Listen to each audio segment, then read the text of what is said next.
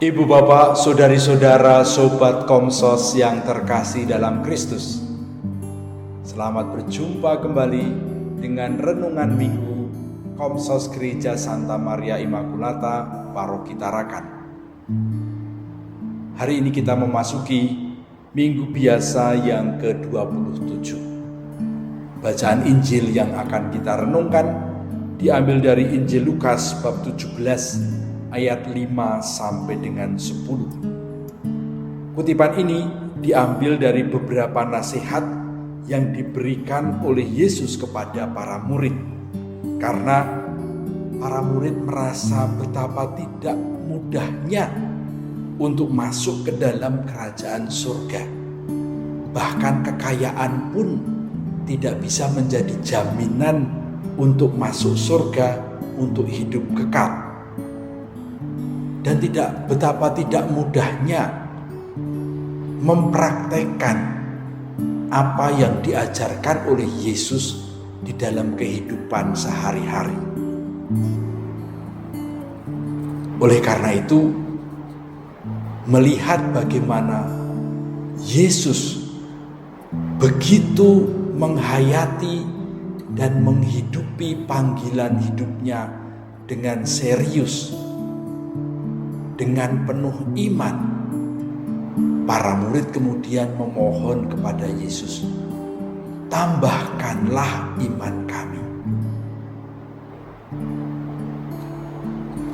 Ketika Yesus mendengar permohonan para murid, Yesus pun membuat koreksi terhadap apa yang mereka ungkapkan itu. Pertama, Yesus mau mengatakan apa artinya beriman. Bagi Yesus, iman itu tidak berarti besar atau kecil. Iman yang kecil pun dapat memindahkan gunung. Maka beriman bukan masalah volume. Kalau imannya besar, orangnya hebat. Imannya kecil, orangnya tidak berarti. Iman bahkan tidak bisa diukur.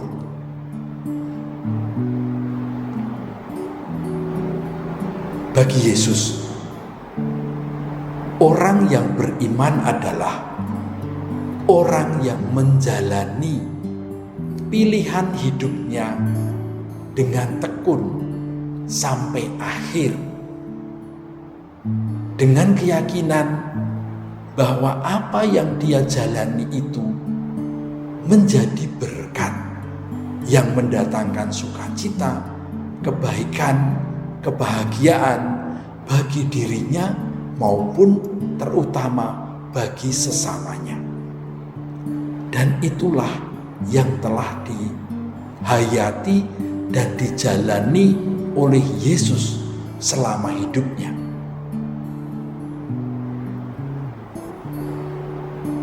Bagi seorang suami misalnya, dia akan menjalani pilihan hidupnya sebagai seorang suami dan sebagai seorang ayah, suami dari seorang istri. Dan dia menekuni panggilan itu. Meskipun ada banyak tantangan, meskipun ada banyak kesulitan, dia menjalaninya sebagai sebuah tugas perutusan dari Allah. Dia menjalaninya sampai selesai, sampai akhir. Begitu juga dengan seorang istri. Begitu juga dengan seorang anak. Orang yang beriman berarti orang yang menekuni pilihan hidup atau panggilan hidup dengan segala tantangannya, dengan segala macam persoalannya, sampai selesai, sampai akhir. Di situ juga dia percaya pada penyelenggaraan Tuhan, pada penyertaan Tuhan. Misalnya, ketika Yesus di Taman Getsemani, dia berdoa, "Ya Bapa, jika mungkin ambillah piala ini daripadaku. Tetapi terjadilah kehendak-Mu." Dan ternyata Allah tidak mengambil piala itu. Maka Yesus pun kemudian meminumnya sampai tuntas. Dalam perjalanan memikul salib, Yesus memikulnya sampai ke Golgota. Meskipun di dalam renungan jalan salib kita gambarkan Yesus jatuh 3 kali. Tapi dia terus bertekun sampai akhir. Itulah beriman. Yang kedua, sikap apa yang penting di dalam beriman? Sikap yang penting dalam beriman adalah sikap seorang hamba. Dalam kutipan dikatakan sebuah kisah hamba yang menantikan tuannya pulang. Dan ketika tuannya pulang, tuannya itu kemudian berkata, "Bersihkanlah dirimu, layanilah aku, siapkanlah makanan untukku. Sesudah itu barulah kamu makan."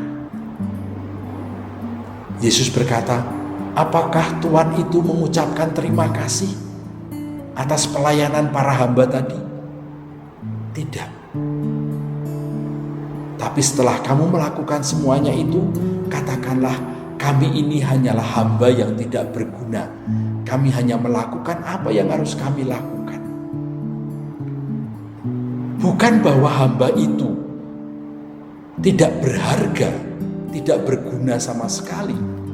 Tetapi inilah sikap dalam beriman.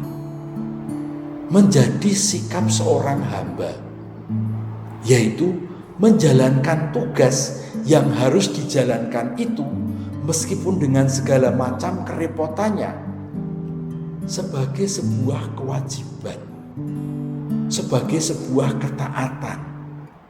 Yesus taat kepada Bapa. Dia adalah hamba Yahweh yang taat. Dia mengakui bahwa apa yang dilakukan adalah tugas perutusan. Dia mengemban misi dari Bapaknya. Maka Yesus menjalankannya dengan semangat seorang hamba.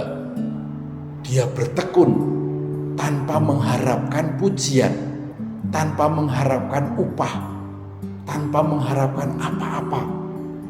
Yang penting bagi Yesus adalah dia melakukan semuanya itu supaya misi kehendak dari Bapaknya terwujud.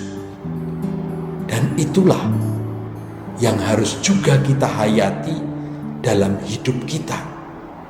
Kita menjalankan karya-karya kita, panggilan kita, pilihan hidup kita seperti seorang hamba, tanpa mengharapkan upah, tanpa mengharapkan balasan.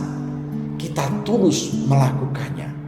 Menjadi seorang ayah yang tulus mencintai keluarganya, menjadi seorang istri yang tulus mencintai pasangannya tanpa mengharapkan apa-apa, selain bahwa saya melakukan ini demi kebahagiaan orang yang saya layani, orang yang saya berikan diri saya sebagai hamba. Tentu ini tidak mudah. Hal seperti ini tantangannya banyak.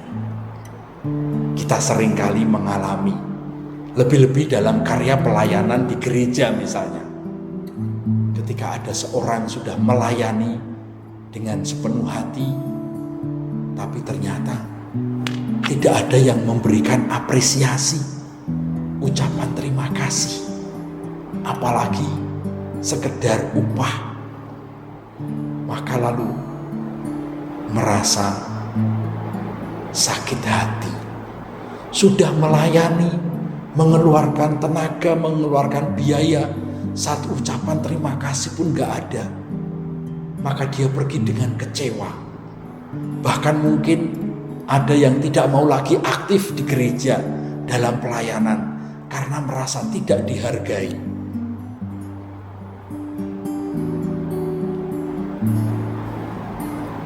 Yesus mengajak kita, para muridnya, ketika kita melakukan karya pelayanan atau menjalankan tugas panggilan kita, entah di dalam keluarga, entah di dalam masyarakat, entah di dalam gereja, kita harus punya semangat iman seorang hamba, memberikan diri secara tulus tanpa mengharapkan upah. Biarlah Tuhan sendiri yang memperhitungkan. Biarlah Tuhan sendiri yang memberikan upah. Entah apa kita nggak tahu. Mungkin kita juga tidak merasa bahwa upah itu sudah diberikan oleh Tuhan. Karena bagi kita itu bukan yang terpenting. Yang penting apa? Yang penting adalah saya menjadi kepanjangan tangan Tuhan untuk mendatangkan berkat-Nya yang membahagiakan bagi sesama saya. Itulah yang dilakukan Yesus, hamba Yahweh yang taat. Dia mengorbankan segala-galanya sampai disalib untuk kebahagiaan kita, untuk keselamatan kita manusia. Yesus tidak mengharapkan apa-apa selain kebahagiaan kita dan Bapaknya.